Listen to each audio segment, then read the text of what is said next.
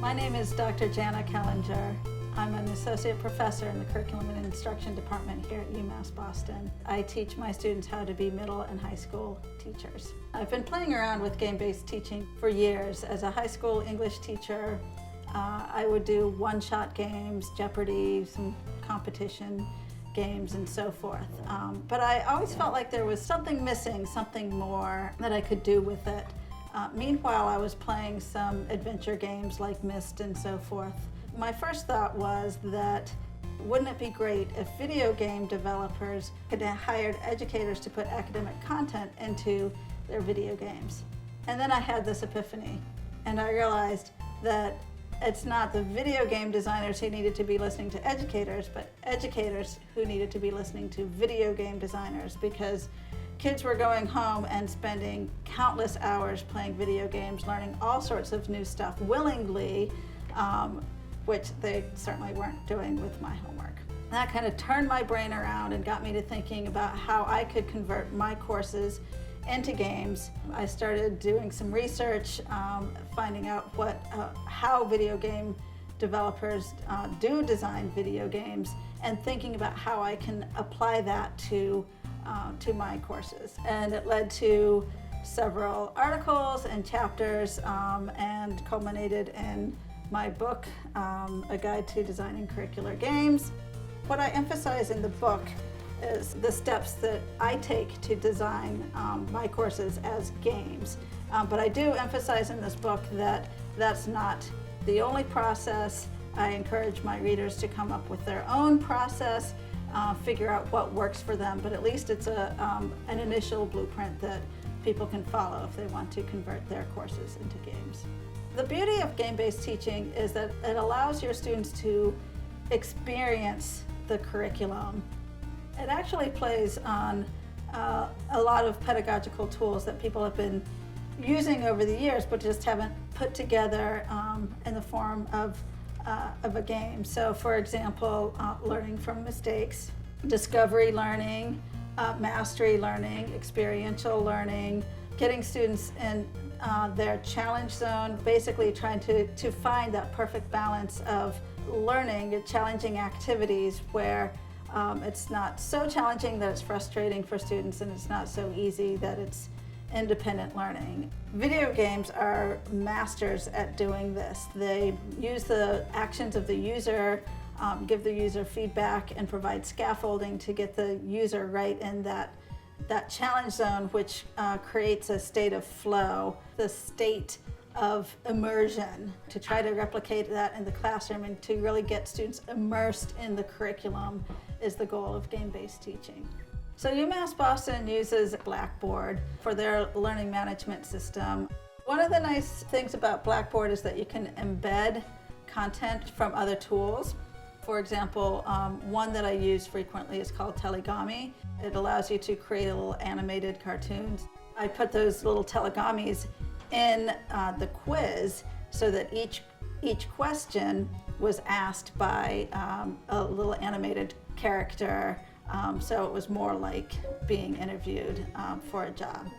And Blackboard has some key features that really help enable me to convert my courses into games. The key feature is adaptive release, because what adaptive release allows me to do as the instructor is to program my course so that certain things are unlocked for my students after they've done certain other things.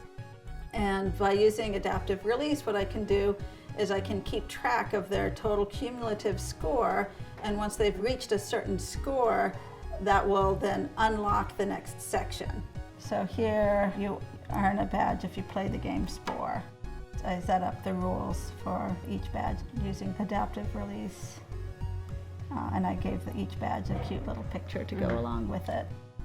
In Blackboard, you can create question pools and then have a quiz select maybe 5 questions out of the question pool, so that students can retake the quiz over and over again, and every time they retake it, they'll get a different set of questions. And of course, it's the retaking, the revising and resubmitting that's key to creating a curricular game, because In order to achieve a certain cut score, students have to be able to revise and resubmit if they don't get it the first time. And that's one of the key features of a game-based learning is performance before competence. Students get to try something, they get feedback from the instructor, they get to try it again. The other tools that I've used outside of Blackboard are Scratch to create little mini games. Twine, which is actually a branched narrative tool in and of itself, has some nice added features like you can use variables and probability and even PowerPoint itself. With PowerPoint, you can use internal linking to link to different slides, so it doesn't have to be linear. You don't have to see one slide, then the next, then the next. You can actually have links on a slide where the user can choose, make different choices and go to jump to different slides. So, most people use PowerPoint as just kind of throw up the words that they're saying in their lecture, but there's so much more that you can do with it. So far, I've converted 5 of my courses. Some of the other ways that I've gamified my courses is like a mystery or detective game. Another one is like a choose your own adventure game. The latest one I converted is basically a string of experiments that are tied together with an overarching game story. One of the problems gamifying a course is for some of the things you can set it up to be automatically graded, like quizzes and so forth, but there are certain things that you'll want to grade yourself and give feedback. And my students in particular, I tend to teach grad students, and so they get busy with their lives, they have jobs, they have families, and sometimes what they'll do is they'll wait until a weekend, or maybe if they're teaching the spring break to catch up on everything.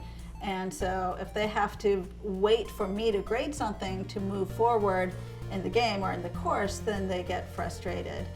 So I've come up with a couple of ways to avoid that. One is by having river and lakes.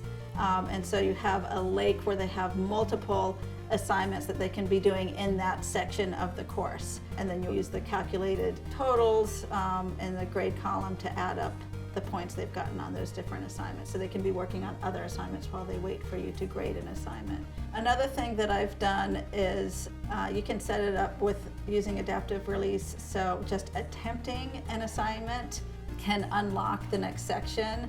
And then a little further down the road, when they really need to have mastered that skill, I'll set a trigger to a certain score point on that assignment to unlock a later one down the road. But they can at least be moving forward a little bit, and that usually gives me enough time to catch up. Another thing I've done is had kind of 2 tracks in a class where they're interrelated, but they're kind of working on 2 different things. So if they're waiting for me to grade something in one track, they can be working and moving ahead in the other track. Usually if I'm trying to figure out, like I want Blackboard to do something and I'm trying to figure out how to get it to do it, Googling usually helps me solve the problem. If that still doesn't answer my question, IT support, e-learning, I don't know all the names of the different groups here on campus, but I've reached out and people have always been really responsive. Gene Schwab in particular always is ready with an answer for me. He'll try to figure it out for me. Sometimes the answer is Blackboard can't do that, and I have to figure out some other kind of workaround. My advice to faculty looking to convert courses into a game is to really think about the story behind the content of your course. Think of it as a system, how the different parts interact, what's driving that system, make that the protagonist. Think about what the goal is and obstacles that are preventing the protagonist from achieving that goal right away. Those obstacles then become the activities and the assignments in your class. I think it's important to remember though that your students aren't judging you by video game standards, like what they would expect in a commercial video game, but by their expectations for the classroom. Plus, I find that students appreciate the effort that I put into it. I have gotten great feedback from my grad students. I had one recently say that she's been raving about my course to all of her friends.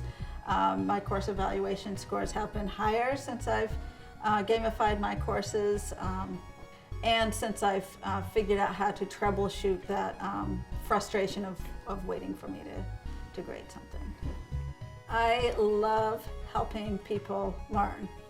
That's why I'm a teacher. If anyone wants to convert their course into a game, please reach out to me. I would love to sit down and help you figure out how to gamify your course. I would love to see more and more people doing that in their classes.